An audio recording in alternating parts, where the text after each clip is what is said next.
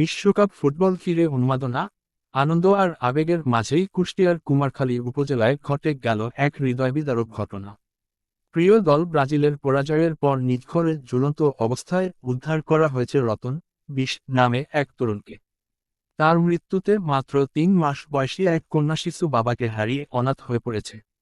ঘটনাটি এলাকা জুড়ে গভীর শোকের সৃষ্টি করেছে। পুলিশ ও স্থানীয় সূত্রে জানা যায়, রতন কুমারখালী উপজেলার কয়া ইউনিয়নের পশ্চিম বটরিয়া গ্রামের বাসিন্দা এবং পেশায় রাজমিস্ত্রির সরকারি ছিলেন। রোববার গভীর রাতে বিশ্বকাপ ফুটবলে নরওয়ের কাছে ব্রাজিলের পরাজয় দেখার পর তিনি নিজ ঘরে ঘুমাতে যান। পরদিন সকালে দীর্ঘ সময় দরজা না খোলায় পরিবারের সদস্যরা জানালার ফাঁক দিয়ে তাকে গলায় ওড়না পেঁচানো অবস্থায় ঝুলতে দেখেন। পরে হাসপাতালে নেওয়া হলে চিকিৎসক তাকে মৃত ঘোষণা করেন। নিহতের বাবা হোসেন মিস্ত্রি জানান, তার ছেলে ব্রাজিল দলের একনিষ্ঠ সমর্থক ছিলেন।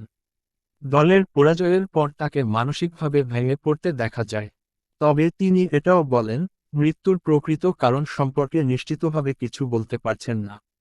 সবচেয়ে মর্মান্তিক বিষয় হল, মাত্র 1 বছর আগে রতনের বিয়ে হয়েছিল। কয়েক মাস আগে তার ঘরে জন্ম নেয় একটি কন্যা সন্তান। শিশুটির বয়স এখন মাত্র 3 মাস। সন্তান জন্মের পর স্ত্রী বাবার বাড়িতে অবস্থান করছিলেন।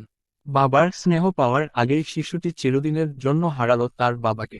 এদিকে কুমারখালী থানার ভারপ্রাপ্ত কর্মকর্তা ওসি জামাল উদ্দিন বলেছেন, শুধুমাত্র প্রিয় দলের পরাজয়ের কারণেই আত্মহত্যা হয়েছে এমন সিদ্ধান্তে পৌঁছানোর সুযোগ নেই। বিষয়টি নিয়ে নানা আলোচনা থাকলেও মৃত্যুর প্রকৃত কারণ নিশ্চিতভাবে বলা যাচ্ছে না। পরিবারের আবেদনের পর আইনগত প্রক্রিয়া শেষে ময়নাতদন্ত ছাড়াই মরদেহ দাফনের অনুমতি দেওয়া হয়েছে। ঘটনাটি সামাজিক যোগাযোগ মাধ্যমেও ব্যাপক আলোচনার জন্ম দিয়েছে। অনেকেই খেলাকে ঘিরে অতিরিক্ত আবেগ ও মানসিক চাপ সম্পর্কে সচেতন হওয়ার আহ্বান জানিয়েছেন। ফুটবল কোটি মানুষের ভালোবাসার খেলা হলেও কোনো খেলার ফল যেন কখনো মানুষের জীবন ও পরিবারের ভবিষ্যৎ কেড়ে না নেয়, এমন বার্তাই উঠে এসেছে এই মর্মান্তিক ঘটনার।